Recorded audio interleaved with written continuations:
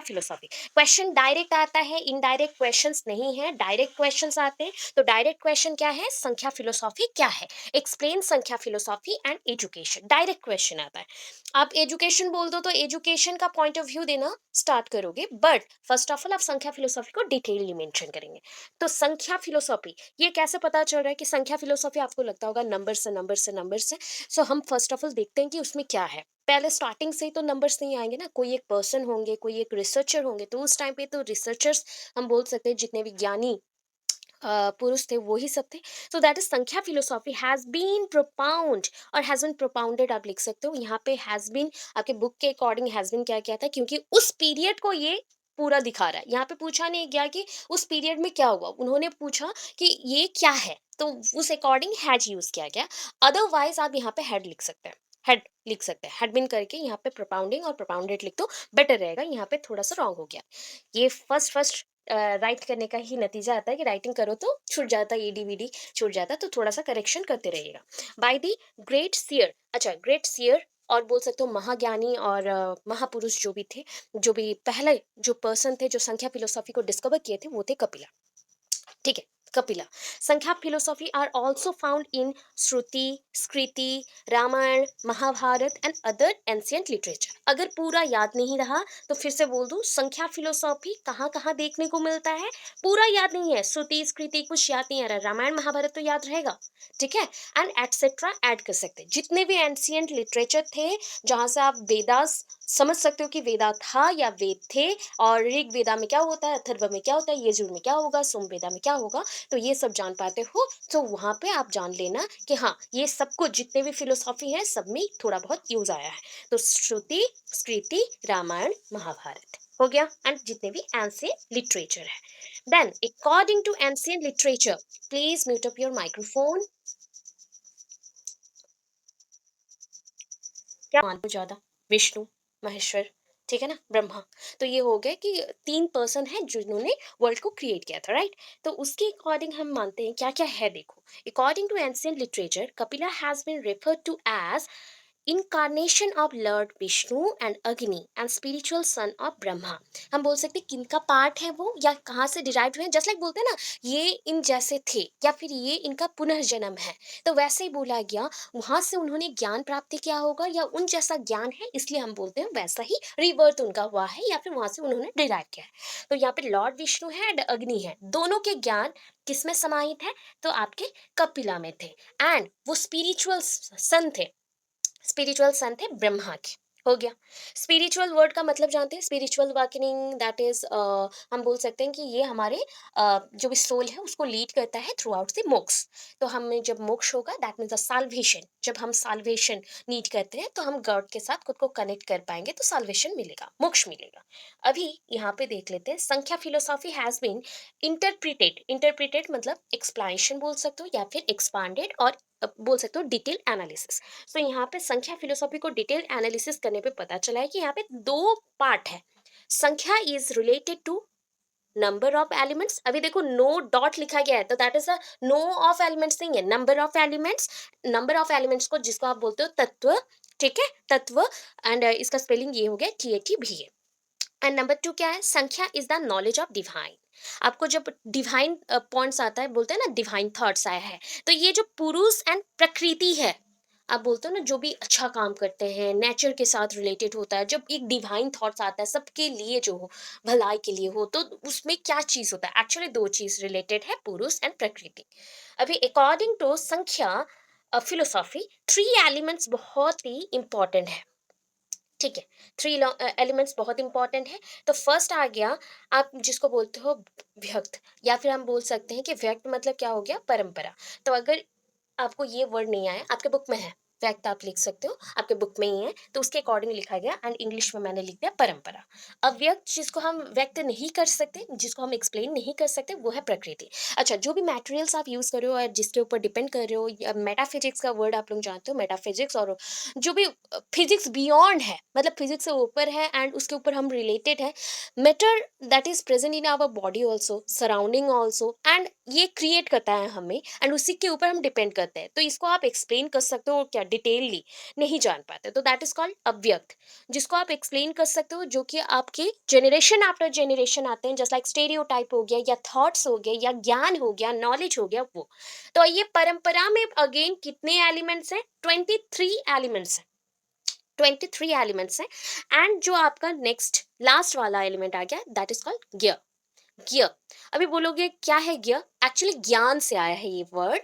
अज्ञ, gear ऐसे बोला जाता है हम जब किसी चीज के बारे में डिटेल जानते हैं, तो that is in your conscious mind you know about this topic, और you know details about this topic, जो भी डिटेलिंग किया गया है, थोड़े थोड़े पॉइंट्स में समझाया गया है, वो जानते हो। दैट मीन्स आप पूरे चेतना में हो, चेतना में हो, आपके स्पिरिट पूरा वर्किंग है, वर्कड हो, एंड सब कुछ जान पा रहे हो, दैट इज कॉल्ड गियर। आप कुछ जानते हो, ज्ञानी बनते हो, तो ज्ञानी से पहले आपको ज्ञान लेना पड़ेगा, तो उसके लिए क्या चाहिए? आपको चेतना चाहिए, कॉन्सियस माइंड चाहिए, कॉन्सियसनेस चाहिए। तो ये तीन चीज है अकॉर्डिंग टू संख्या। 3 एलिमेंट्स इंपॉर्टेंट है, आफ्टर दैट व्यक्त में 23 एलिमेंट्स है। आपका 23 हो गया, यहाँ पे 23 है, ये मैटर आ गया, तो ये एक एलिमेंट हो गया। ये आपका चेतना आ गया, या चेतन, आप चेतना बोल सकते हो, चेतन भी बोल सकते हो, स्पिरिट भी बोल सकते हो, एक एलिमेंट हो गया। ऐड कर लो, कितने हो गए टोटल? That is 25 element. यहाँ पे कितने बन गए टोटल हमारे? 25 एलिमेंट। ये सब क्यों चाहिए? First point, needed for salvation. अभी साल्वेशन का वर्ड बोला था, साल्वेशन दैट इज द मोक्ष, ये मोक्ष है आपका। And necessary to understand the consequences, आप कौन से कार्य कर रहे हो। देखो, नेचर बोला गया है ना, नेचर बोला गया, दैट इज प्रकृति। और क्या बोले हमने? दैट इज जो आपके पुरुष है, मतलब ये पुरुष मतलब घर के वाले मैन वाला पुरुष नहीं है, आपका जो परंपरा को लेके चलता है, आगे बढ़ाता है। आपके घर पे कौन है जो आपके परंपरा को आगे बढ़ाएंगे? बेटियां दूसरे घर में जाती हैं, बट बेटे घर पे रहते हैं, तो आपके वंश का जो परंपरा रहेगा, बेटे लेके जा रहे हैं, तो वो हो गए व्हीकल जैसे, है ना। बेटे क्या करेंगे? दूसरे घर के परंपरा को लेके जाएंगे। समझ आ गया? तो ये आपके कार्य के साथ चलता है। तो परंपरा जो लेके जा रहा है, जनरेशन आफ्टर जनरेशन जो मूव कर रहा है, वो क्या होता है? पुरुष से ही जाता है। मतलब आपके कार्य ही बताते हैं कि आपके बाद किसके पास से जाएगा, उसके बाद किसके पास से ज्ञान जाएगा। तो ये जो है परंपरा, परंपरा क्यों चाहिए ना? परंपरा और प्रकृति दोनों जब मिल जाते हैं, तो आपके कौन सा चीज होता है? आप कोई भी काम करो, उसका जो कॉन्सिक्वेंसेस होगा, दैट मीन्स रिजल्ट्स होगा या एंड प्रोडक्ट होगा, वो इजीली हमें पता चलता है, उसको अंडरस्टैंड कर सकते हैं। तो दैट इज कॉन्सिक्वेंसेस को हम बोलते हैं परिणाम। और बेस्ड ऑन कार्य करण, मतलब आप कौन से कर्म कर रहे हो, कौन सा कार्य करो, कर्म ये कार्य दोनों ही सेम है। एंड कौन कर रहा है? देखो, करता है कर्म, ठीक है। करता कौन है? जस्ट लाइक हम लोग करता है, जो कर रहे हैं काम, एंड वो क्या कर रहे हैं? That is Karan. एंड उन्होंने कौन सा चीज किया? कर्म। तो ये चीजों को आपको याद रखना है कि कार्य और करण जो भी कर रहे हैं, उसका परिणाम क्या होगा, रिजल्ट्स क्या आएंगे, कंसिक्वेंसेस क्या आएंगे। So each matter is in the world is made up of 3 points, और 3 स्टेजेस, और 3 पार्ट्स। तो आपको याद होगा, सत्य, राज, तम, ठीक है। ये 3 चीज हो गए। जस्ट लाइक अगर वो भी याद नहीं है, एक गाना था, सत्य ही से वह है, शिव ही सुंदर है, और एक था सत्यम शिवम सुंदरम, हो गया, तीनों हो गए। तो ये सत्य आ गए, राज हो गया, तम आ गया। अभी बोलोगे मैम यहाँ पे तो अलग चीज है। हाँ, वो 3 वैल्यूज को अगर एक्सप्लेन करते हैं, तो यहाँ पे जो आएगा वही चीज आ रहा है। सत्य क्या है? जब आप सत्य बोलते हो, आपके मुंह पे या फेस पे एक अलग सा ग्लो रहता है, ठीक है, सत्य का वो प्रकाश है, ठीक है। सत्य जब भी बोल रहे हो या सत्य के पथ पे चल रहे हो, तो हमेशा आपको रास्ता दिखेगा, कठिनाई रहेगी, प्रॉब्लम्स रहेंगे, बट रास्ता मिलते जाएंगे, प्रॉब्लम्स रहेंगे, बट रास्ता मिलते जाएंगे। राज क्या हो गया? ये होता है क्रियाशीलता। आप जब हमेशा कुछ ना कुछ काम में खुद को लगा के रखते हो, that means totally engage in every work, जो भी काम आए आप सब कुछ करते हो, कभी मना नहीं करते हो। दैट मीन्स हमेशा आप सबके पास जस्ट लाइक राजा जैसे ही हो, आप वहां पे राज कर रहे हो, ठीक है। यहाँ पे आपको फील करना चाहिए, आपको प्राउड फीलिंग होता है, आप सबके हेल्प में आ रहे हो, क्रियाशीलता। एंड तम क्या होता है? दैट इज अवरोध और बर्जन। और आप बोल सकते हो यहाँ पे भारीपन लिखा गया है, एक्चुअली वो बर्जन होगा, जब आप किसी चीज को मना करते हो, वर्जन करते हो, ठीक है। आपके बुक में ही भारीपन लिखा हुआ था, कुछ कुछ जगह पे रॉन्ग हिंदी में आ रहा है, तो उस चीज को छोड़ देना, अवरोध लिख देना बस, ठीक है। अवरोध मतलब मना या रोकना। तो खराब काम नहीं करना है, बैड हैबिट्स को छोड़ना है, गुड हैबिट्स को करना है। गुड डीड्स करने से आप राज करोगे, एंड इसका ही जो प्रकाश होगा, सत्य अगर बोल रहे हो, प्रकाश होगा बहुत ज्यादा, एंड आपको हमेशा रास्ते मिलते रहेंगे। तो ये 3 चीजों से ये वर्ल्ड पूरा चलता है, ठीक है। अकॉर्डिंग टू संख्या philosophy, the ultimate Valor of one's life is to obtain deliverance from, देखो कहाँ से मिलेगा, आपको याद होगा, आपको क्या मिलता है, दुख्य मिलता है, दुखत्रय। तो यहाँ पे आपके ना लाइफ के 3 मिज़रीज़ हैं। आप बोलते हो लाइफ में बहुत कष्ट है, कठिनाई है, उसको आप सोच लो कि आपके लाइफ को 3 फ़ोल्डिंग में रखा गया है, 3 फ़ोल्डिंग में रखा गया है। तो पहला फ़ोल्डिंग क्या है? ये देखो, अधिभौतिक, दैट इज़ अ फिज़िकल। दैविक, ये तो जानते हो, दैविक एंड आध्यात्मिक किस क्या बोलते हैं हम, स्पिरिचुअल। तो ये तीनों चीज़ों से हमारा पूरा लाइफ जुड़ा हुआ है, कनेक्टेड है। जो भी पर्सन बोलता है ना वो नास्तिक है, वो एक्चुअल नास्तिक हो ही नहीं सकते। वो जब भी सुबह उठते हैं, अगर माता पिता का भी नाम लेते हैं तो वो भगवान के साथ समान है, ठीक है, वो नास्तिक हो ही नहीं सकते। अगर वो किसी का सेवा कर रहे हैं तो वो भी भगवान को ही डायरेक्ट जा रहा है, ठीक है, वो स्पिरिचुअल थिंग्स होता है। अधिभौतिक मतलब आपका body totally made up of क्या होता है, फिजिकल। एंड हमारा जो टोटल नीड्स होता है लाइफ का वो भी होता है फिजिकल। हम टोटली क्या, वस्त्र चाहिए, कपड़े चाहिए, घर चाहिए, खाना चाहिए। एंड सारे लोग तो क्या नहीं कर सकते, दैट इज संन्यास नहीं ले सकते। तो जो भी आपका लाइफ है totally based on physical matter, physical matters and the physical things. उसके बाद दैविक आता है, जब आप भगवान के साथ खुद को कनेक्ट करते हो उसको हम आध्यात्मिक बोलते हैं। तो ये 3 चीज़ों को हम दुखत्रय बोलते हैं, दुखत्रय। तो त्रय मतलब 3 आ गया, एंड लाइफ का रिलेटेड है तो दुखत्रय हमने बोला 3 मिजरीज, आपके लाइफ के 3 मिजरीज हैं। अभी fundamental purpose of education according to संख्या फिलोसॉफी क्या क्या हुआ था, ठीक है। आपके याद होंगे जब भी सेंसस का बात आता है तो सेंसस को हम बोलते हैं ज्ञानेंद्रिय, इंद्रिय बोलते हो, सेंसस बोलते हो। जब आपका सेंसस बहुत एक्टिव होता है तो हम बोलते हैं कि पॉजिटिव सेंसस आ रहे हैं, या इसका ज्ञानेंद्रिय बहुत ही ज़्यादा काम कर रहा है, एक्टिव है ना। तो यहाँ पे देख लो, जब आप क्या करते हो, जो काम हाथों से करते हो या पैरों से करते हो या दिमाग लगाते हो, जब दिमाग लगाते हो वो ज्ञानेंद्रिय है, ज्ञान लगा रहे हो, नॉलेज लगा रहे हो। जब कोई काम कर रहे हो जिससे खाना बनाना या फिर झाड़ू मारना या फिर कोई भी एक काम, जस्ट लाइक ऑफिस वर्क हो गया, कहीं पर मूव कर रहे हो, तो वहाँ पे हाथ पैर बॉडी यूज हो रहा है, तो वो हो गया कर्मेंद्रिय, ठीक है। तो यहाँ पे अकॉर्डिंग टू संख्या philosophy, men's body is made up of senses and organs of action. Organs of action, देखो आपका सेंसेस कहाँ पे है, सबसे ज्यादा सेंसेस कहाँ पे है, through out the body. Skin ये एक मतलब सेंस ऑर्गन है, मुझे पता है। बट जो एक्टिव रहता है, जिसके बिना आप सुन नहीं पाते हो, देख नहीं पाते हो, या बोल नहीं पाते हो, या टेस्ट नहीं कर पाती, या सोच नहीं पाते हो, वो आपका सर है। तो वहाँ पे आपका ज्ञानेंद्रिय बहुत ज्यादा एक्टिव रहता है, जब आप ज्ञान को रिलेट करते हो एवरीथिंग्स के साथ। एंड आपका बॉडी हो गया कर्म करने के लिए, तो कर्मेंद्रिय आ गया, तो organ of action. According to संख्या philosophy, this is the end. And क्या होता है, साध्य और बेसिक पर्पस ऑफ एजुकेशन। आप अगर एजुकेशन रिलेटेड सोच रहे हो कि संख्या फिलोसॉफी क्या है ना, संख्या फिलोसॉफी, अभी देखो अगर कोई पर्सन को पूछोगे डायरेक्टली, वो जानता नहीं है, एंड उसको पूछोगे कि what do you mean by संख्या फिलोसॉफी, तो वो सिर्फ स्टार्ट करेगा नंबर से। यहाँ पे नंबर्स आएंगे, बट नंबर से पहले आपके कर्म को भी काउंट किया गया, ज्ञान को भी काउंट किया गया, आपके लाइफ के 3 मिजरीज को भी हमने काउंट किया है, आपके एलिमेंट्स को भी काउंट किया है। तो ये सारे ही संख्या फिलोसॉफी है। आपको जो छोटे छोटे पार्ट्स में ग्रो करवाया गया, साल्वेशन की तरफ ले गए, या भगवान के साथ कनेक्ट करवाया, आध्यात्मिक बनाया, उसी पॉइंट्स को ही हम बोलते हैं क्या, ये सारे संख्या फिलोसॉफी है। एंड इसी के थ्रू अगर एजुकेशन होता है तो वो बोला गया कंप्लीट। जब एजुकेशन लेना चाहते हो तो ये आपका बेसिक है या फिर एंड है, मतलब आप यहाँ से ही फाउंडेशन लेके आगे बढ़ोगे। तो आप पूरा जब कंप्लीट कर लेते हो तो हम पूरा ज्ञानी बन गए इस फिलोसॉफी के related. For the realisation of this end, जब सोचते हो कि हमारा ये संख्या फिलोसॉफी पूरा कंप्लीट हो गया, हमने सारा ज्ञान ले लिया, कर्म कर लिया, सब कुछ कर लिया, सो इसके बाद स्टार्ट होता है प्रैक्टिस करना, किस चीज का, योगा। प्रैक्टिस के लिए क्या चाहिए, yoga. Practice of yoga is necessary. अगर इस एंड प्रोडक्ट को लेना है, पाना है, मतलब कंप्लीटली आपको पता है आपके पास एंड प्रोडक्ट आ गया, बट उसको आप एक्सप्लेन नहीं कर पा रहे हो या दूसरों को नहीं बता पा रहे हो, तो उसको प्रैक्टिस करना पड़ता है। तो ये योगा के थ्रू पॉसिबल होता है। जैसे कि वायु मुद्रा करते हो, ठीक है, वायु मुद्रा, शवासन हम लोग बहुत करते हैं, कपालभाति या फिर डिफरेंट टाइप ऑफ मुद्रास करते हैं, पदासन करते हैं, बहुत कुछ करते हैं। इसके थ्रू लाइफ में जो भी चक्रस हैं वो ओपन होते हैं, एंड आपके जो ज्ञान के सेंसेस हैं वो ज़्यादा एक्टिव होते हैं। तो ये सब किया जाता है योगा के थ्रू। जब योगा पढ़ोगे और भी ज़्यादा जानेंगे। अभी देखो ऑक्सिलरी एम्स, मतलब आप सोच लो कि ये जो संख्या फिलोसॉफी है इसका एम क्या है, ठीक है, इसका एम क्या है। सो आप जानते हो ना जितने टाइप के developments, all aspects of development, that is physical, cognitive, then क्या आएगा, physical, cognitive, social, mental, mental हो गया sorry, moral, language and emotional.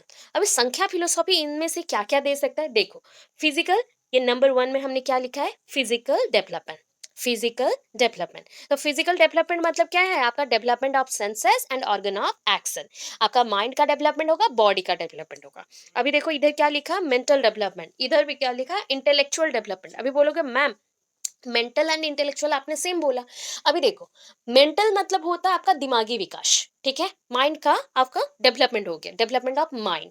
But intellectual development क्या बोलता है ना, इंटेलेक्चुअल जब भी वर्ड आ जाता है that is related to cognitive, and cognitive just like thinking करना, एनालिजिंग करना, या फिर रीजनिंग आउट करना, अंडरस्टैंडिंग, एनालिजिंग, ये सारा होता है। तो वहां पे डेवलपमेंट ऑफ बुद्धि एंड इंटेलेक्ट होता है, जस्ट लाइक आईक्यू का डेवलपमेंट।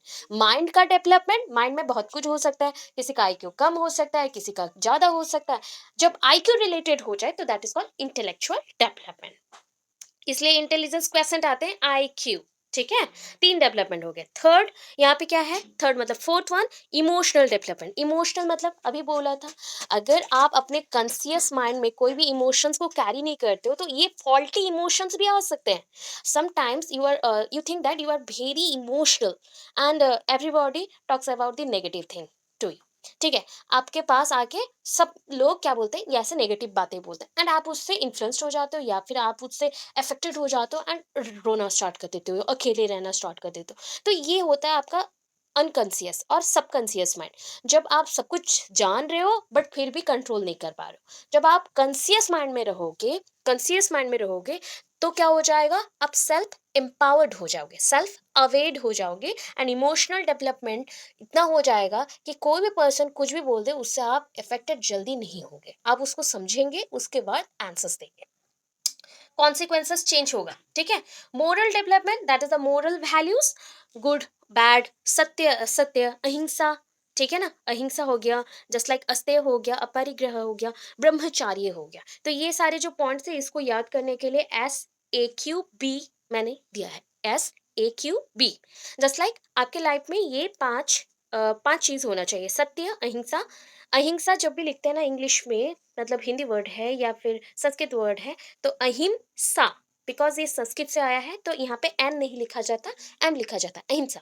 अहिंसा, अस्तेय, अपरिग्रह, जब झूठ बोलते हो या फिर चोरी करते हो या फिर किसी का बात कहीं और जाके बोलते हो, तो ये सारे जो पॉइंट्स है इसको चेंज करना पड़ेगा, ब्रह्मचार्य।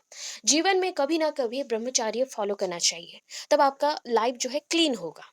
ठीक है, ये बोला गया है संख्या फिलोसॉफी के अकॉर्डिंग। अभी चलो आगे, the concept of curriculum according to संख्या फिलोसॉफी। इतना क्लियर है जितना पढ़ाई क्लियर है? ये सुनो फटाफट बोल दो, देन अभी इजी इजी आ गया, बोलो क्लियर है? ये सुनो, हेलो, क्लियर है? अच्छा, इतना ठीक है, कोई बात नहीं, चलो। The concept of curriculum according to संख्या philosophy. The curriculum is a means for achieving the aims of education. First of all आपको जानना पड़ेगा कि करिकुलम क्या है।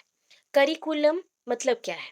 करिकुलम मतलब क्या है? Race course, it means race course. ठीक है, अभी बोलोगे मैम रेस कोर्स क्यों होगा? रेस कोर्स मतलब क्या है, देखो, रेस कोर्स वर्ड याद रख लिए। रेस कोर्स मतलब क्या है, सपोज यहाँ पे एक रेसर है, यहाँ पे एक रेसर है, वो लोग जब मूव करते हैं थ्रू आउट कंपटीशन या through out completion of game, वो लोग क्या करेंगे, इसी लाइन के थ्रू मूव करते हुए जाएंगे, पर्टिकुलर लाइन पे मूव करेंगे, अदरवाइज वो डिस्क्वालिफाइड हो जाएंगे। ठीक है ना, अगर लाइन को छोड़ देते हैं या अलग ट्रैक पे चलते हैं या फिर ट्रैक से आउट हो जाते हैं, राइट।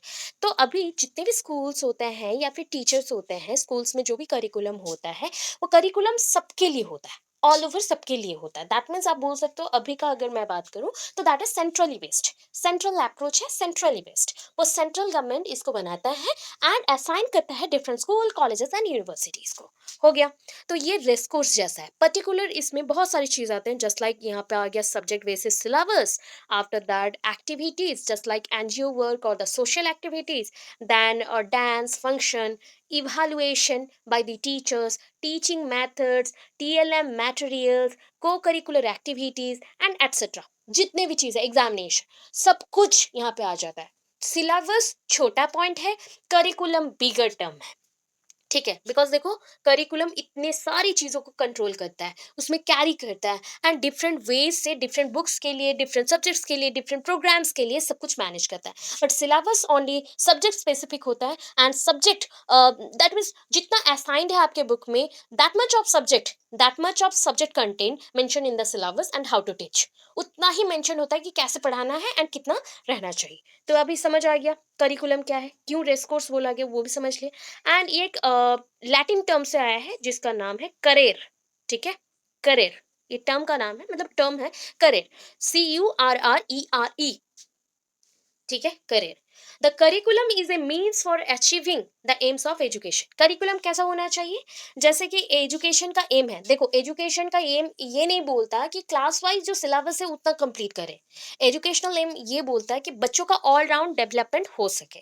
तो सोच लो कितना ब्रॉडर थिंक कर रहा है। तो curriculum is a means for achieving the aims of education. Sankhya philosophy admits the importance of both physical and spiritual aspect of life. ये दोनों ही हमारे लाइफ के लिए बहुत इंपॉर्टेंट है अकॉर्डिंग टू संख्या फिलोसॉफी। जस्ट लाइक फिजिकल जो भी नीड्स हैं या फिर फिजिकल मटेरियल्स और द फिजिकल मैटर्स जो भी आपके पास है, वो जितना इंपॉर्टेंट है, स्पिरिचुअल एस्पेक्ट्स ऑफ लाइफ उतना ही इंपॉर्टेंट है। हो गया। Next, the curriculum should provide, curriculum क्या देगा, broader scope, okay, should provide the scope for the development of knowledge activities pertaining to material and the spiritual realms of right। तो आपके life के लिए जो जो चीजें चाहिए, आपके लाइफ में दो चीज इंपॉर्टेंट है, that is the material and the spiritual, है ना, ये दो एस्पेक्ट है। तो इन दोनों को अगर फुलफिल करना हो तो जो जो चीजें चाहिए, जो एक्टिविटीज, नॉलेज, जितना सब चाहिए, करिकुलम वो प्रोवाइड करेगा। संख्या is also aware of cheap propensities of an individual's development during childhood when mind, self-consciousness and intellect begins to develop quite rapidly। अगर आप लोग पढ़ चुके हैं चाइल्डहुड, तो आपको याद होगा अर्ली चाइल्डहुड और later childhood, this is the period where the very difficult situations came, just like how to develop, how to grow, just like बच्चों को बहुत ज़्यादा डेवलपमेंट होता है उस टाइम पे। अगर फूड न्यूट्रिशन एंड एनवायरनमेंट ठीक नहीं रहा तो डेवलपमेंट बहुत बिगड़ जाता है। तो ये होता है उसका डिफिकल्टीज। अगर एडोलेसेंस में बोले तो sexual characters are the difficulties and the environments are the difficulties. But जो भी एनवायरमेंटल कम्युनिटीज है या लैंग्वेज है वो डिफिकल्टीज क्रिएट करता है उसके जेंडर के बेसिस। अगर मैं बोलूँ कि early childhood period and childhood period, letter childhood period, ये कैसे हेल्प करता है, अगर बच्चे का डेवलपमेंट प्रॉपर हो जाए। तो प्रॉपर कैसे होगा, बिकॉज इस पीरियड में the rapid development of mind and intellect, that means बच्चा सेल्फ कॉन्शियस हो रहा है, खुद से वो खुद के चेतना को जान रहा है, खुद का माइंड को जान रहा है, वो थिंक कर रहा है, डिफरेंट ऑब्जेक्ट के साथ डिफरेंट कंसेप्ट को रिलेट कर रहा है। सो उसके पास बहुत सारा नॉलेज आ रहा है। तो इस टाइम पे बच्चे को अगर अच्छी नॉलेज दोगे तो अच्छा कैरी करेगा, बुरे नॉलेज दोगे तो बुरा कैरी करेगा। याद है? तो इसलिए बोला गया संख्या फिलोसॉफी में जो पॉइंट्स मेंशन किया गया, जस्ट लाइक द तत्वस, elements, matters, everything, just like सत्य, राज, तम, वो सारा कुछ आपको कौन सा चीज मना करना चाहिए, कौन सा चीज को करना चाहिए, सत्य के पथ पे चलोगे तो प्रकाश मिलेगा, ये सब कुछ अच्छे से सिखाना है। ठीक है। Sankhya philosophy stands for individuals merits of all person. देखो ऐसे हम लोग क्या बोलते हैं, वी आर डिफर और we are different, we are different और डिफरेंट फ्रॉम ईच अदर। हो गया, हम लोग एक दूसरे से अलग है, किसके बेसिस पे, on the basis of gender, IQ, sex और any type of religion, region और एरिया वाइज और any type of subject area etcetera. तो ये सारे आपके डिफरेंस पॉइंट हैं। यहाँ पे बोला गया अगर संख्या फिलोसॉफी हम सबको दे दे, ठीक है, संख्या फिलोसॉफी के अकॉर्डिंग जो उसका ज्ञान है, जस्ट लाइक अपरिग्रह क्या है, या फिर आप कौन सा काम करोगे, कर्मेंद्रिय में क्या कर्मा करना है, या फिर ज्ञानेंद्रिय में कौन सा ज्ञान लेना है, सब कुछ बता दे। तो इंडिविजुअल्स जितने भी लोग हैं ना, अलग अलग वे से डेवलपमेंट करेंगे। ठीक है, सबका डेवलपमेंट अलग होता है। अभी मैं पढ़ा रही हूँ, किसी को क्विकली समझ आ रहा होगा, किसी को लग रहा होगा कि थोड़ा डिफिकल्ट है, किसी को लग रहा होगा कि एक दो बार और रीड कर लेंगे तो हो जाएगा। तो देखो यहाँ पे इंडिविजुअल्स के बेसिस पे थिंकिंग सारे अलग अलग है। ठीक है, it recognises the independence status of each soul. सारे लोगों के अंदर क्या है, सोल है। सारे लोगों का सोल का साइज अलग है क्या, वो जैसा भी हो हमें तो देखना ही नहीं है, मतलब हम देख ही नहीं पाते तो हम क्यों छोड़े, मतलब सोचे क्यों। तो अभी बॉडी साइज अलग अलग होता है, बट सोल का साइज पता है क्या, नहीं। बट सोल का जो स्टेटस है, देखो कौन सा सोल सत्य के पथ पे चला, कौन सा सोल असत्य है, ये तो कर सकते हो ना, दैट इज अ स्टेटस। यहाँ पे बोलेंगे नहीं कि रिच है पुअर है, ऐसा स्टेटस मेंटेन है। यहाँ पे ज्ञान के अकॉर्डिंग, कंसियसनेस के अकॉर्डिंग, या फिर जैसे जैसे मोक्ष मिला है। सपोज एक पर्सन ने क्या किया कि एक छोटा बच्चा है, हम बोलते हैं एक छोटा बच्चा जब ग्रो करता है, अगर वो बचपन में ही ज्ञान ले लिया एंड बाय चांस एनीवे उसका एक्सीडेंट हो गया, तो वो डायरेक्टली मोक्ष ले लिया, क्योंकि उसका ज्ञान कंप्लीट हो गया। आप वहाँ पे बोलोगे एक 100 ईयर्स सेंचुरी कर लिया है पर्सन, उसको क्यों मोक्ष नहीं मिला? So that is dependent on depending on different type of consciousness. वो कंसियसनेस के ऊपर डिपेंड करता है अकॉर्डिंग टू संख्या फिलोसॉफी। वो कैसा कर्म कर रहा है उसके ऊपर निर्भर करेगा, ये बोला गया। ठीक है। संख्या फिलोसॉफी और संख्या believes that an individual is ever growing. देखो जो चीज बोला मैंने, इंडिविजुअल इज एवर ग्रोइंग, हमेशा ग्रो करते रहता है। ठीक है, आप लोग बोलोगे एज हो रहा है, बट संख्या फिलोसॉफी बोल रहा है इफ आप ज्ञान ले रहे हो, नॉलेज ले रहे हो, तो आप ज्ञानी बन रहे हो, आपका एज नहीं हो रहा, आप ज्ञानी बन रहे हो। ठीक है, तो दैट इज एवर ग्रोइंग, आपका सोल प्योर होते जा रहा है, सोल प्योर हो रहा है, आपके स्पिरिचुअल वर्कनिंग हो रहे हैं। तो ये पॉइंट्स है। मैथड्स ऑफ टीचिंग देख लो। Sankhya philosophy is related to acquiring knowledge, अभी बता दिया इतना सारा चीज, mental and intellect. It goes through two principle means, दो वे से ये मूव करता है। First one the internal external, दो मीन से ये मूव करेगा। इंटरनल में क्या है, आपके माइंड है, दैट मीन्स यहाँ पे MANAS होगा, मानस, आप लोग समझ जाओगे, मानस होगा। मानस, या फिर हम बोलते हैं एक्चुअली मानस मतलब मन। ठीक है, आपका दिमाग, बुद्धि और मन, जो भी आलोचनाएं चल रही है। Self consciousness. ठीक है, अभी सेल्फ कंसियसनेस जब भी होता है ना, तो आपका अहंकार बढ़ता है। आप बोलोगे कि ये अहंकार, हमेशा अहंकार नेगेटिव होगा वो भी मतलब नहीं है, किसी के लिए हानिकारक होगा या नेगेटिव इम्पैक्ट डालेगा, ऐसा कुछ नहीं है। आप में अहम भाव होना चाहिए, ये सबके अंदर है। दैट मीन्स आप कॉन्फिडेंट बन रहे हो, you know about this thing, आप जानते हो। अब जब आपको ज्ञान है, संपूर्ण प्राप्ति हो गई उस नॉलेज की, तो आप जान गए कि ये मेरा अहंकार है, बट आप यूज नहीं करेंगे कहीं पे। ठीक है, आप यूज नहीं करेंगे, तो ये होता है self consciousness. And intellect, that is अ महत, जब आप ज्ञान को ले रहे हो, उसका संचार कर रहे हो, एटसेट्रा। एंड उसके बाद आ गया सोल, दैट इज द पुरुष, जो कि आपको बताता है डिफरेंट सेंसेस के बारे में, स्पिरिचुअल अवेकनिंग के बारे में, आध्यात्मिक के बारे में, दैविक के बारे में, ये सब। अभी एक्सटर्नल मीन्स में क्या आता है, जो आपके आउटर साइड में दिखता है। अच्छा, जो चीजें मैंने बोला, जैसे कि आपके दिमाग में क्या चल रहा है, कोई पर्सन समझ सकता है कि आपके दिमाग में क्या चल रहा है, कौन सा एंजाइटी है, कितना गुस्सा है, किस पर्सन को अभी मारने को मन कर रहा है, या फिर पढ़ते हुए आपका माइंड कहीं और रह रहा है, तो ये कोई भी नहीं बता सकता। सेल्फ कॉन्सियसनेस, आपके अंदर कितना सेल्फ कॉन्सियसनेस है, या फिर अनकॉन्सियस हो, या फिर सब कॉन्सियस हो, मेटा कॉन्सियस हो, कौन से पॉइंट में हो बता नहीं सकता। IQ कितना है बता नहीं सकते हम, या फिर आपका सोल कितना काम कर चुका है या कितना प्योर है वो भी नहीं बता सकते। तो ये सारा इसलिए क्या है, इंटरनल है, जो आपके बॉडी के विद इन है, कोई जान नहीं पाता। बट एक्सटर्नल क्या है सॉरी, एक्सटर्नल क्या है, ये फिजिकल है, जो बाहर से दिखता है। आउटर एक्सप्रेशन इसका बाहर से दिखता है, तो that is senses and organ of action, कर्मेंद्रिय, ज्ञानेंद्रिय। हो गया इतना चीज। तो मेथड्स ऑफ टीचिंग समझ रहे हो ना। अभी एजुकेशन अगर संख्या फिलोसॉफी के अकॉर्डिंग आज के टाइम पे होता, तो कितना मेहनत करना पड़ता है एक टीचर को, सोचो। ठीक है, to Sankhya there are 3 means of acquiring knowledge, ये बोला कि ये रिलेटेड है एक्वायरिंग नॉलेज के साथ। एंड जो नॉलेज लेने का प्रिंसिपल नहीं बोला, ये बोला ये जो प्रिंसिपल है, मतलब ये जो पूरा मेथड्स ऑफ टीचिंग है, ये दो वे से हो सकता है। टू मीन्स मतलब, टू प्रिंसिपल मीन्स मतलब मुख्यतः दो वे से हो सकता है। ये क्या बोल रहा है, हम नॉलेज अब कितने प्रकार में ले सकते हैं, 3 वे से नॉलेज को ले सकते हो। अभी आपको मैंने क्या बोला, पहले तो आप सेंसेस का यूज करेंगे, तो दैट इज कॉल्ड प्रत्यक्ष। ठीक है, प्रत्यक्ष, सामने देख के, सामने जो भी चीजें हो रहे, जस्ट लाइक इसके लिए मेथड्स यूज होगा, जिसको हम बोलते हैं विधि। And learners obtain knowledge of a certain object और activity through his own senses, मतलब मैं सामने देखूंगी एक चीजों को, समझूंगी एंड उससे नॉलेज लूंगी।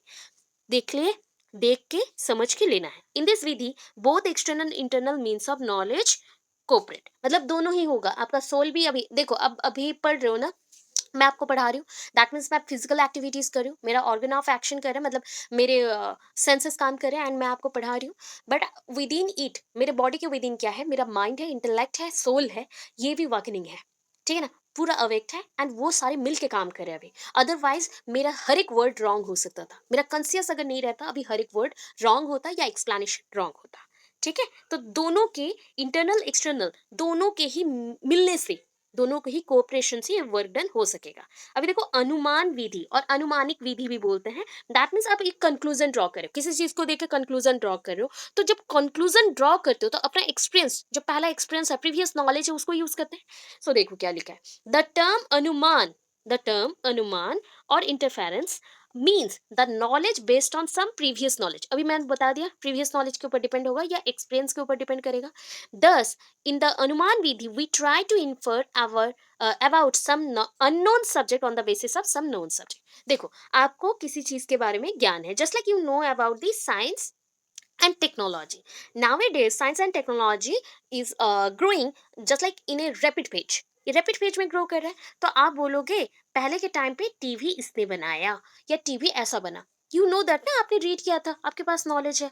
अभी आप क्या कर रहे हो, आप एक इलेक्ट्रिकल स्टूडेंट हो, इलेक्ट्रिकल इंजीनियरिंग के स्टूडेंट हो, एंड आपने और एक टीवी बनाया जो कि आप जानते थे, पहले से नॉलेज ले चुके हो, पढ़ाई कर चुके हो उसी के बेस्ड पे। सो सम अननोन थिंग्स को आप क्या कर रहे हो, जान रहे हो या सीख रहे हो या बता रहे हो या बना रहे हो on the basis of previous known knowledge. जो चीज के ऊपर नॉलेज है उसको यूज करके अननोन चीज को आप क्या कर रहे हो, बना रहे हो या बता रहे हो या समझ रहे हो गया। अभी देखो लास्ट, शब्द विधि। शब्द आप जान गए ना, वचन। हाँ, वचन या फिर स्टेटमेंट जो हम लोग बात कर रहे हैं, है ना।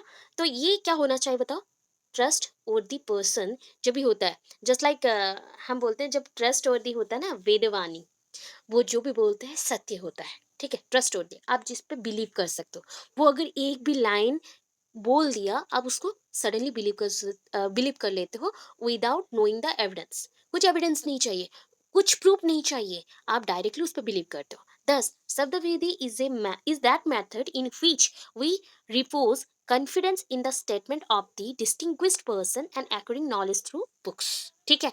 अभी देखो मैंने क्या बोला, आपके बुक्स में कुछ लिखा गया है, ठीक है। अभी इस चीज को मैंने 4 टाइम्स पढ़ा है, इसलिए मैं आपको बता सकती हूँ इसमें क्या है। आपने नहीं पढ़ा, आप अगर आप में से 50% स्टूडेंट भी मुझे अगर बिलीव करते हो, तो मेरे थॉट्स को आप बोलोगे मैम ने करेक्ट बोला है। ओके। तो ये जो करेक्ट थिंग मैंने बोला, क्योंकि आप मुझे ट्रस्ट करते हो, तो ये शब्द विधि ट्रस्ट और दी पर्सन के ऊपर ही आप कर सकते हो। वो जो बोलेंगे आप उसको बिलीव कर लोगे, क्योंकि उसने पढ़ा हुआ है या एक्सपीरियंस लिया हुआ है। ठीक है, ये चीज है, नॉलेज है उसके पास उस बुक का। हो गया।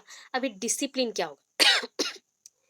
अकॉर्डिंग टू संख्या philosophy, one should attend the discipline through याम नियम।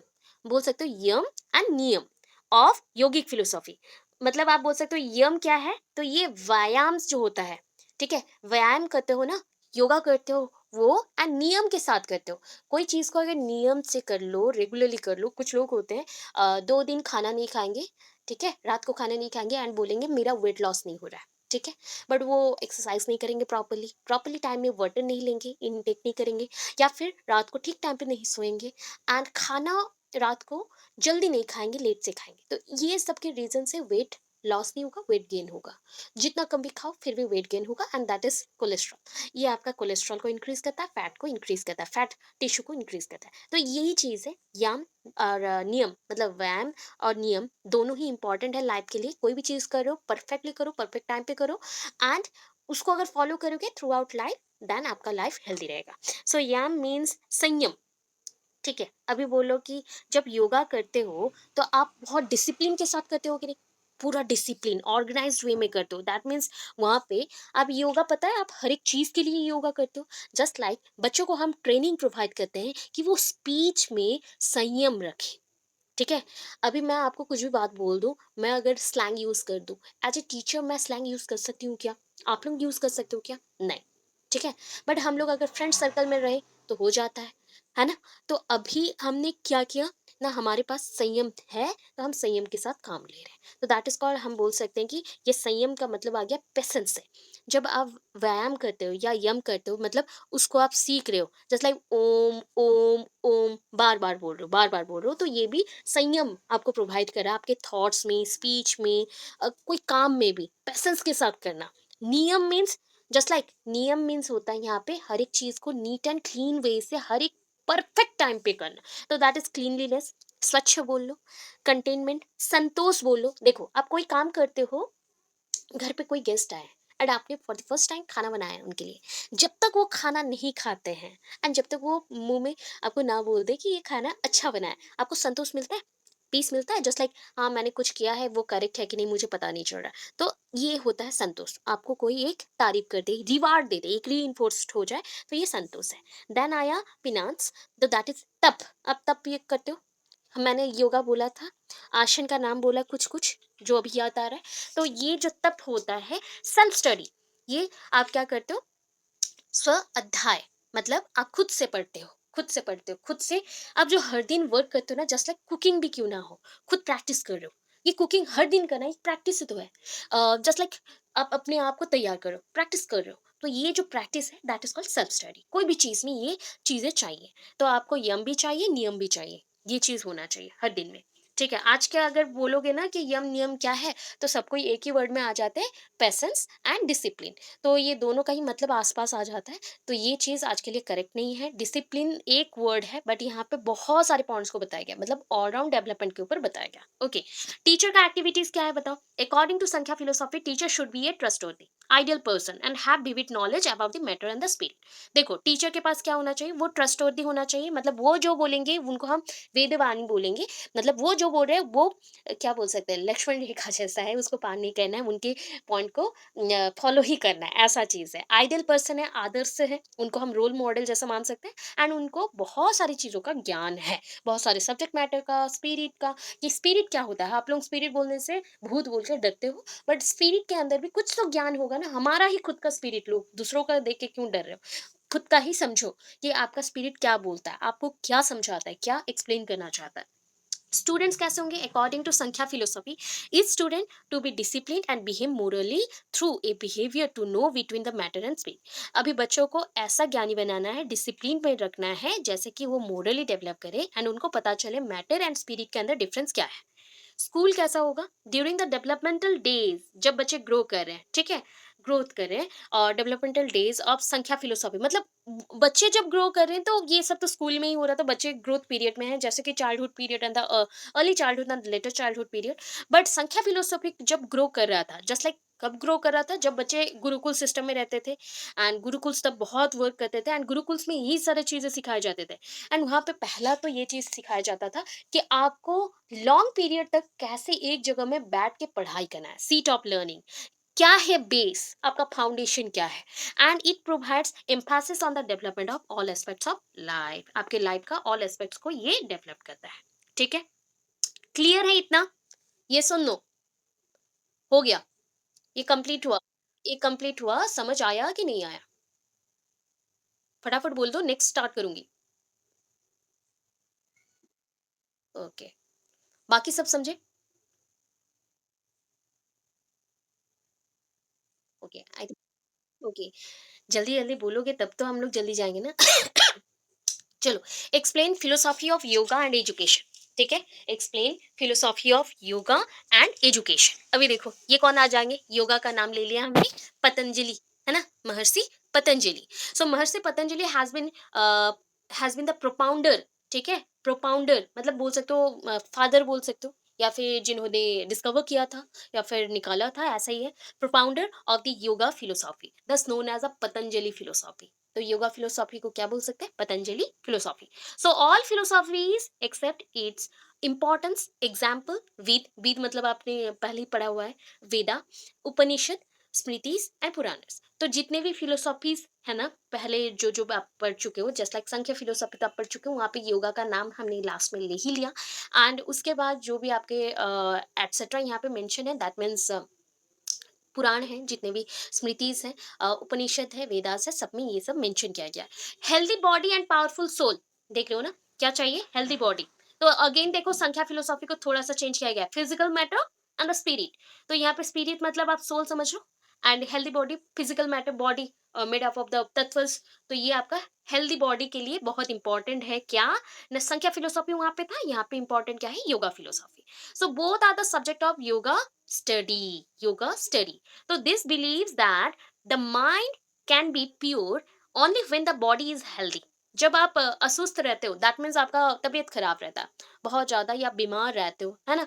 तो आपका माइंड बहुत सारा नेगेटिव थिंग्स को थॉट कर लेता है, बहुत सारा नेगेटिव थिंग्स के ऊपर वो चलते रहता है। So that is a point कि आपका माइंड जब भी प्योर रहे दैट मीन्स आपका बॉडी हेल्दी रहेगा, ठीक है? तो हम बोलते हैं mind can be pure only when the body is healthy. आपका दिमाग कब सही रहेगा? आपका बॉडी जब ठीक रहेगा। And the purity of mind will lead to faculty of the mental processes. अभी फैकल्टी क्या होता है? जैसे कि देख लो, थिंकिंग आपने पढ़ा था, thinking is the part of A mental development. Thinking, reasoning, reasoning हो गया, अंडरस्टैंडिंग, अंडरस्टैंडिंग, ठीक है?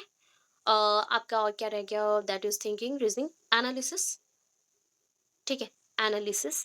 तो ये जो भी पॉइंट्स हैं, एक दो तीन चार ऐसे करके और भी देखो कि डिफरेंट टाइप ऑफ थिंकिंग्स आते हैं। तो दीज आर द फैकल्टीज, इनको हमने फैकल्टी बोल लिया। जैसे कि एक सब्जेक्ट को पढ़ाने के लिए कॉलेज में, मतलब एक सब्जेक्ट बहुत वास्ट हो जाता है ना कॉलेज के पॉइंट पे, तो उस टाइम पे डिफरेंट टीचर्स होते हैं, डिफरेंट फैकल्टीज होते हैं। तो वैसे यहाँ पे फैकल्टीज कौन है ना? आपके दिमाग के मेंटल प्रोसेस के डेवलपमेंट के लिए जो भी फैकल्टीज हैं, अगर उनका ग्रोथ चाहिए तो पहले माइंड का ग्रोथ होना पड़ेगा, है ना? तो प्योरिटी ऑफ माइंड जितना रहेगा, जितना आपका प्योरली ग्रोथ करेगा आपका माइंड, उतना ही आप थिंक जो करते हो या थिंकिंग प्रोसेस या फिर आपका मेंटल प्रोसेस जो भी है वो डेवलप होगा। Main principles of yoga philosophy देखो, योगा मीन्स मेडिटेशन होता है, योगा मेडिटेशन ये दोनों ही सेम टाइप के होते हैं। Patanjali yoga is the control of the aspiration and the ambition of the mind. अच्छा, आप टोटली डिपेंड करते हो आपके स्पिरिचुअल थिंग्स के ऊपर। एंड स्पिरिचुअल जो भी आपके धार्मिक हो गए, दैविक हो गए, आध्यात्मिक हो गए, जो भी पॉइंट्स है वो सब। एंड आपकी जो एम्बिशंस है, एम्बिशंस है, अगर आप कहीं पे मंदिर नहीं जाते हो फिर भी आप अपने काम पे बहुत ज़्यादा ही फिक्स्ड हो एंड आप उस काम को बहुत अच्छे से डिटेल कर रहे हो, तो दैट इज़ योर एम्बिशन। क्योंकि आप डिटेल क्यों कर रहे हो? आपका एम्बिशन या गोल फुलफिल हो, तो वो भी एक टाइप का पूजा है, ठीक है? तो उसको करने के लिए क्या चाहिए? आपको रेगुलर प्रैक्टिस चाहिए, डिसिप्लिन करना है, बॉडी को रिलैक्स करना है, तो that is possible through yoga. And Patanjali yoga में यही मेंशन है, the purpose of yoga is to understand the real form of soul. यहाँ पे गॉड मेंशनिंग है, यहाँ पे बोला कि आपको योगा क्यों करना है? आपके सोल को समझने के लिए, ठीक है? जो भी आपके सोल का एक आकार है, शेप है, या फिर वो क्या बताना चाहता है उसको समझने के लिए। To see the form of God, अगर भगवान को भी देखना चाहते हो पहले तो सोल को समझना है, उसके बाद अगर भगवान को देखना चाहते हो या भगवान को समझना चाहते हो या फिर उनके साथ कनेक्ट करना चाहते हो, तो then yoga meditation is a only way, यही एक रास्ता है। जब तप होता है ना, तप करते हो, है ना? तप का मतलब होगा वही योगा भी है। तप में क्या होता था, जितने भी आपने अगर देखा होगा पहले के जो भी महर्षि लोग होते थे या फिर ब्राह्मण्स होते थे, सब कोई कुछ ना कुछ टाइम के लिए तप करते थे। एंड वो तप से खुद के मन को शांत रखते थे, प्योर रखते थे। तो एस्पेक्ट्स ऑफ योगा देख लो, टोटल कितने एस्पेक्ट्स हैं? 8। पहला, यम नियम, वहां पे पढ़ के आए हो यम नियम। So that is means absence. अभी वहां पे जो पॉइंट था कि आपको ट्रूथ के पीछे भागना है, ठीक है? एब्सेंस ऑफ वायलेंस, वायलेंस बिल्कुल नहीं करेंगे, ठीक है? अनट्रूथ, जो भी झूठ बोल रहा है उसको छोड़ दो। स्टीलिंग, इंटरकोर्स, कोई काम कर रहे हो एंड बीच से ही आपने छोड़ दिया, या फिर आप क्या कर रहे हो दूसरे के काम में कुछ एक गलत करके आ रहे हो। सीजिंग, कुछ काम आप कर रहे थे या योगा कर रहे थे एंड बीच में आपने बंद कर दिया। या फिर देखो, कभी भी योगा कंटिन्यूएशन में कर रहे हो एंड बीच में आपने छोड़ दिया, तो आपका तबीयत ठीक हो गया, आपने छोड़ दिया, तो इससे कोई भी बेनिफिट नहीं मिलेगा, कुछ टाइम के बाद फिर से आपका तबीयत फिर खराब होगा।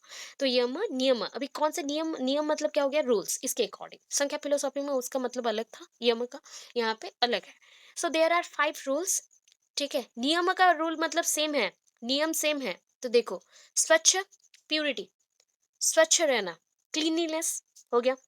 संतोष, कोई काम को करने के बाद संतोष प्राप्ति करना, दैट इज कंटेनमेंट। तप करना और पेनांस बोला गया, तप और पेनांस। स्व अध्याय, that is the self study और continuous study of the Vedas, उसके उस टाइम पे वेदास था। एंड ईश्वर प्रणिधान, तो ईश्वर को प्राप्ति करना। तो उनके लिए आप आगे बढ़ रहे हो, तो ईश्वर को कैसे प्राप्ति करोगे वो देखो। अभी देखो आसन, उसके बाद क्या करना है? कहीं पे बैठ के आप कुछ एक कंफर्ट पोस्चर में बैठोगे एंड वहां पे योगा करना स्टार्ट करोगे। तो आप क्या करते हो? योगा में मेन चीज होता है पहले आसन बिछाओ, वहां पे आराम से बैठो, रिलैक्स करो बॉडी को, देन स्टार्ट करो। The stability and the feeling comfort in A posture, जिस पोस्चर में आप कंफर्ट हो उस पोस्चर में बैठ के आप खुद को रिलैक्स करके देन तप करो, तो दैट इज कॉल्ड आसन। आपको कठिन परिश्रम नहीं करना है इसमें। कोई तकलीफ नहीं देना है बॉडी को, रिलैक्स करके करो, देखो आप ट्रूथ जान लोगे, हर एक चीज का ट्रूथ मिल जाएगा। देन फोर्थ, प्राणायाम, ये तो जानते हो अभी। तो प्रत्याहार is controlling the mind by keeping away the sense organ from the external attractions. Attraction से आपको दूर रखता है, आपके जो भी बाहरी अट्रैक्शन है। Sometimes we are very attracted to beautiful clothes और मनी और एनी टाइप ऑफ थिंग, जो लग्जरियस लाइफ हो गया, इससे सबको ही हम अटैच होते हैं, अट्रैक्टेड होते हैं। तो अगर उससे खुद को कंट्रोल कर लिया और खुद के माइंड को कंट्रोल कर लिए, तो ये हो गया प्रत्याहार। हम लोग नॉर्मली प्रत्याहार मतलब एक टाइप का बोल सकते हैं, नो, मना करना, बैन करना, ऐसा चीजों को सीजिंग करना।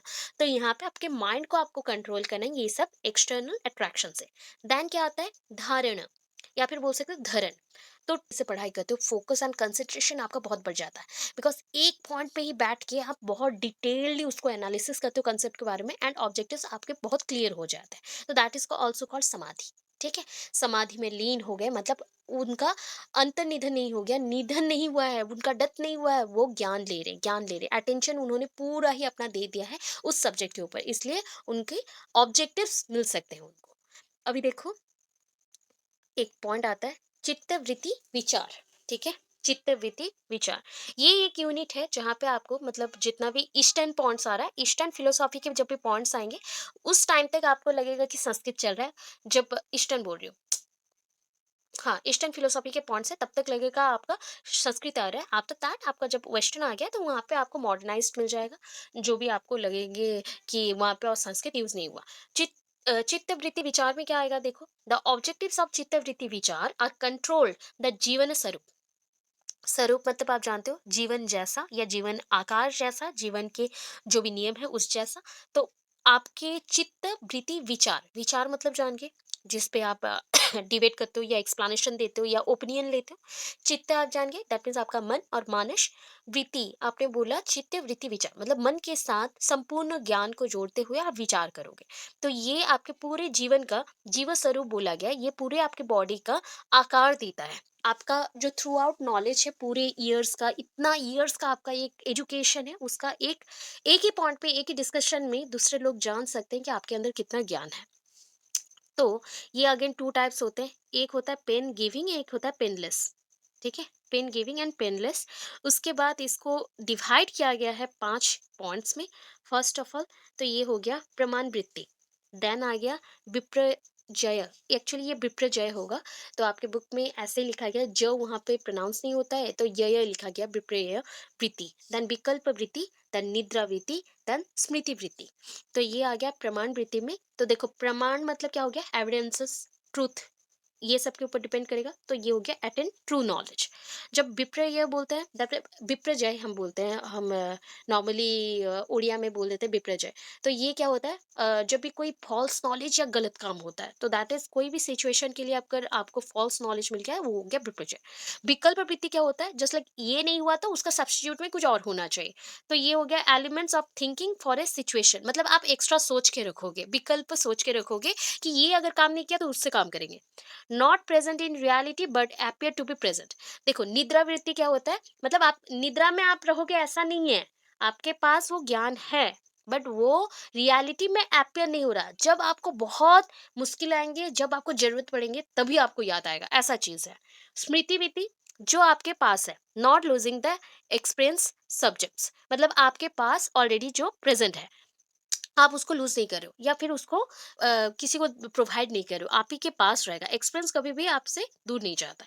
तो ये हो गया tools of control of the वृत्ति। तो वृत्ति में सबसे इंपॉर्टेंट चीज क्या है पता है, इसको अगर आपको प्रैक्टिस करना है तो एक्सरसाइज करना पड़ेगा, तो अभ्यास, एक्सरसाइज। ठीक है, वैराग्य, freedom from the worldly desires. तो ये वैराग्य भाव जब आता है ना, मतलब आप बोल सकते हो ये एक टाइप का संन्यास भाव है। आप दुनिया के मोह माया को त्याग दो एंड अपनी दुनिया में रहो, ऐसे ही है। एंड ईश्वर प्राणिधान, मतलब आप ईश्वर के साथ खुद को कनेक्ट करो, ये हो गया आपका कंट्रोलिंग यूनिट सारे। Nature of God and outcome of the God devotion. देखो, नेचर ऑफ गॉड क्या है, God is the embodiment of limbless knowledge and not govern by the time. अच्छा, टाइम को क्या बोलते हैं हम, काल बोलते हैं। ठीक है ना? अगर रामायण महाभारत या फिर हनुमान जी का भी जो भी स्टोरी था वो जानते हैं, तो काल आप जानते हो, सनी देव का भी अगर देखे होंगे तो सीरियल्स, तो वहाँ पे भी काल का बोला गया। काल मतलब काल चक्र बोला जाता है या समय, समय चक्र। तो ये है ना, गॉड क्या है? गॉड को आपने क्या सच देखा है? सत्य में देखा है? नहीं देखा हमने। सो गॉड एक ऐसा चीज़ है जिसका कोई हाथ-पैर कुछ नहीं है, उसका कनेक्शन कुछ नहीं है नॉलेज के साथ। मतलब गॉड प्रेज़ेंट है। आप गॉड को सिर्फ फोकस पॉइंट जैसा सोचो, एक ऐसा चीज जिस पे आप फोकस करते हो तो आपको सारा ज्ञान प्राप्ति हो जाता है, बट उनका हाथ पैर कुछ जुड़ा नहीं है नॉलेज के साथ। ठीक है, आप बस उनको फोकस करते हो, एंड ये समय के साथ कोई भी लेन देन नहीं है इसका। ऐसा नहीं बोल सकते कि आप जैसा जैसा समय जा रहा है वैसा वैसा आपका ज्ञान बढ़ रहा है। एक पर्सन बहुत ग्रेजुएट हो जाए, बहुत कुछ पढ़ ले, डॉक्टरेट हो जाए, आईएएस हो जाए, जो भी हो जाए, मे बी उसका ज्ञान, असल ज्ञान और बोल सकते हैं जो असलियत में ट्रूथ नॉलेज मिलना चाहिए, उसको नहीं मिल सकता।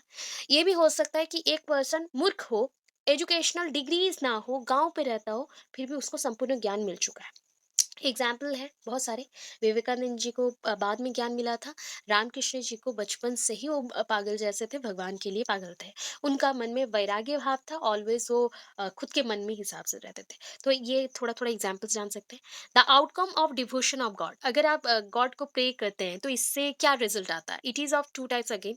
तो यहाँ पे है Sadhana Pada is the second part of the yoga and philosophy within which shall refers only to pancha क्लेश।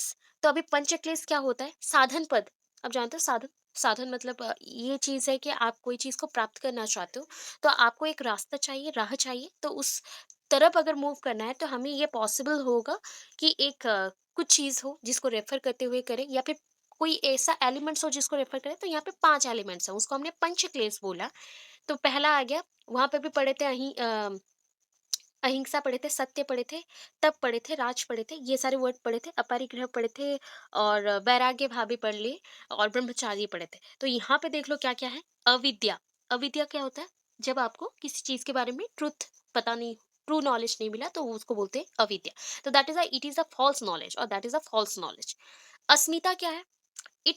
The present state of consciousness is given so much importance that the welfare of entire life is left behind। देखो, आप अपने present state को, अभी जिस हालात में हो उस टाइम के कॉन्सियसनेस को इतना इंपॉर्टेंस दे रहे हो कि इसके बाद जो भी आपका जीवन पड़ा हुआ है उसको आप देख ही नहीं रहे हो। ठीक है, हम इतना ज्यादा कभी कभी मतलब एक ही चीजों में लटक जाते हैं या अटक जाते हैं, जो बाकी की चीजों को भूल जाते हैं। अस्मिता, ये क्या आ गया? राग द्वेष।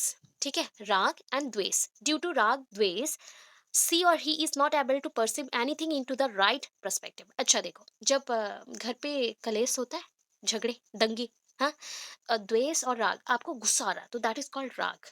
ठीक है, द्वेष, आप गुस्सा करके झगड़ा कर रहे हो, तो दैट इज द्वेष। मतलब सबको एक हीन भाव में देखना, सबको नेगेटिव बोलना, नेगेटिव वर्ड्स, गाली देना, गाली गलौज करना। तो ये, जब आप इस मोमेंट पे रहते हो या इस फेज में रहते हो, तब आपको कोई भी सत्य ज्ञान नहीं मिल सकता। कोई भी सत्य ज्ञान राइट पर्सपेक्टिव के साथ नहीं मिल सकता। देन नेक्स्ट आ गया अभिनिवेश। अभिनिवेश, so it is the fear of death. अभिनिवेश क्या होता है? ये डर होता है आपके मन में, एक ना डर है। जब भी आप कहीं पे जाते हो एंड ये डर लगा रहता है, क्यों? जब भी आपका हाथ कटता है तो आपको बहुत जोर पेन होता है, या फिर जस्ट आपको कहीं पे चोट लग गया, एक्सीडेंट होता है, पेन होता है। पेन होता है तो आपके माइंड में डर रह जाता है कि हम शायद अभी मर जाएंगे। बट 2 दिन बाद जब ठीक हो जाते हो, मैं तो जानता था मैं नहीं मरूंगा, ऐसा हम थिंक कर लेते हैं। बट ये होता है अभिनिवेश, सॉरी अभिनिवेश। ठीक है, इस टाइम पे हम जो भी थिंक करते हैं तो वो फियर है, डर के कारण होता है। अभी देखो, योगा विभूतियान, ठीक है, the following ones are the considered as a yoga विभूतियन और द विभूतियन। ये yogi knows about the knowledge of the past and future. जो योगी होते हैं, ठीक है, योगी तो जानते ही हो। सो जो योगी होते हैं वो पास्ट एंड फ्यूचर बोल सकते हैं, बिकॉज उन्होंने अपने कॉन्शियस माइंड को ट्रूथ के साथ ऐसे कनेक्ट किया है, वो सब कुछ जान पाते हैं। Number two, he knows about the time of his death. जितने योगी रहते हैं वो अपने जानते हैं कि कौन से टाइम पे उनका डेथ होगा, या कौन से काल चक्र के काम के बाद उनका डेथ होगा। Please mute up your microphone. ठीक है, number three, he knows about moon sun star internal organ through attention. मतलब आपका बॉडी एंड जितने भी, एनी इशू, अगर नहीं है इश्यू भाई, थोड़ा म्यूट कर लो। हाँ, चलो। He knows about moon sun stars and internal organ through attention. मतलब देखो, ये सब कुछ के बारे में सब कुछ जान जाते हैं सिर्फ अपने इंटरनल ऑर्गन्स एंड उनके अटेंशन के थ्रू, उसके अटेंशन के through.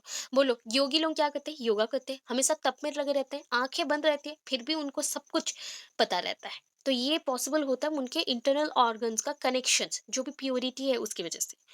He hears divine message.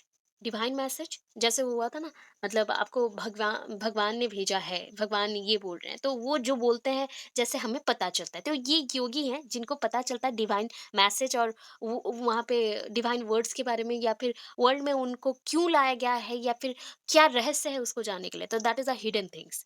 He can read the others mind without asking anything. हो गया, अभी बाबा बहुत सारे ही चल रहे हैं, टीवी में आप देख रही होंगे। उसके बाद देखो, he became above thirst and hunger. उनको भूख प्यास कुछ नहीं लगता, उनका जीवन उससे परे है। He may make his body invisible to others. ठीक है, वो ऐसे कर सकते हैं, खुद को हाइड भी कर सकते हैं अपने तप से, जैसे लोगों को दिखे ना। अब ये देखो, कैवाल्य आ गया। कैवाल्य क्या होता है? The consciousness of having acquired the wisdom. देखो, अब विजडम मतलब भी नॉलेज है, वन काइंड ऑफ। योगा का एक पार्ट है जहाँ पे आपका विवेक या मन ट्रूथ थिंग के ऊपर जाता है, तो वो है आपका ट्रूथ नॉलेज और wisdom. And is also kind of bondage. ये भी एक बोल सकते हो बॉन्डेज ही है। जब आप ज्ञान लेते हो ना, आप खुद को संपूर्ण फील करते हो, मतलब you are the complete person, whole person. तो ये हो गया। नेक्स्ट कैवाल्य के बाद आएगा ईश्वर और God. It occupies a very important place. मतलब आपके साथ भी है, आपके साथ भी नहीं, मतलब आप देख नहीं सकते फिर भी आपके पास है। तो यहाँ पे आप क्या करते हो? That is pranay is a synonyms of Ishwar. मतलब आप जहाँ पे भगवान को थोड़ा सा भक्ति दिखाते हो, प्रेम दिखाते हो, तो वो है जो कि पॉसिबल है जब करने से। जब आप योगा प्रैक्टिस करते हो तो क्या करते हैं, कंसंट्रेशन आपके माइंड के बहुत रहते हैं, आप कंट्रोल करते हो, तो ये पॉसिबल होता है concentration and the mental process के थ्रू। एंड आप जब जब कर रहे हो या तब कर रहे हो, एंड ये आपके बॉडी के साथ साथ आपको मुक्ति की तरफ ले जाता है। ठीक है, देखो, मेन चीज ये आया अभी कंप्लीट। थोड़ा सा है, मैं बता रही हूँ क्या, सुन लो फिर बताती हूँ। तो ये है संख्या फिलोसॉफी में जो चीजें थे, योगा में भी सेम है।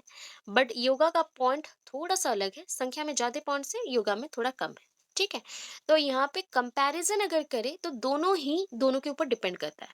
Sankhya philosophy completely depend on yoga. Yoga क्या होता है? One kind of practice. आप जहाँ पे अपने माइंड को कंट्रोल करना सीख लो एंड हर एक ज्ञान को लेना सीख लो। सेम थिंग संख्या में भी करते हैं, एक्वर्ड नॉलेज। सो ये नॉलेज लेना है, ये नॉलेज को कैसे लेना है, उसका प्रैक्टिस है। ठीक है, इतना समझ आया? ये सुन नो, ये सुन नो, बोल दो। अच्छा, नेक्स्ट क्वेश्चन है आपका, एक्सप्लेन वेदांत और उपनिषद फिलोसॉफी। और दो फिलोसॉफी होगा तो ये पूरा हाफ पेपर कंप्लीट हो जाएगा, मतलब इसका हाफ यूनिट कंप्लीट हो जाएगा, और एक हाफ पार्ट पोर्शन बाकी रहेगा, उसको करेंगे फिर। वो बुक से करना पड़ेगा, बिकॉज ना वहाँ पे मैं कंपैरिजन भी आपको दिखाऊंगी, एंड आप शॉर्ट क्वेश्चन के अकॉर्डिंग ही उस पार्ट को अटेंड करो।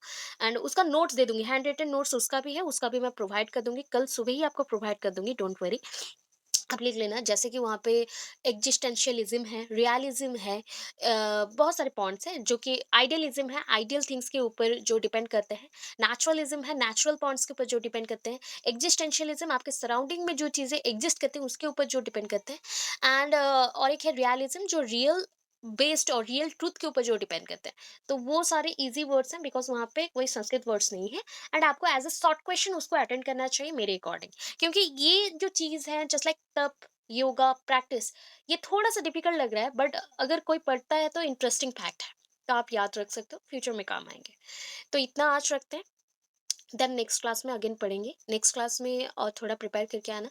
एंड ये दो चीज़ों को याद कर लेना प्लीज़, ये दो चीज़ों को रीड कर लेना कंप्लीटली, सो दैट हम नेक्स्ट क्लास में जब पढ़े और थोड़ा जल्दी हो जाए, एंड नेक्स्ट हम शॉर्ट क्वेश्चन भी अटेंड कर सके। तब क्या हो जाएगा ना, इसी मंथ के विद इन फिलोसॉफी का पेपर कंप्लीट।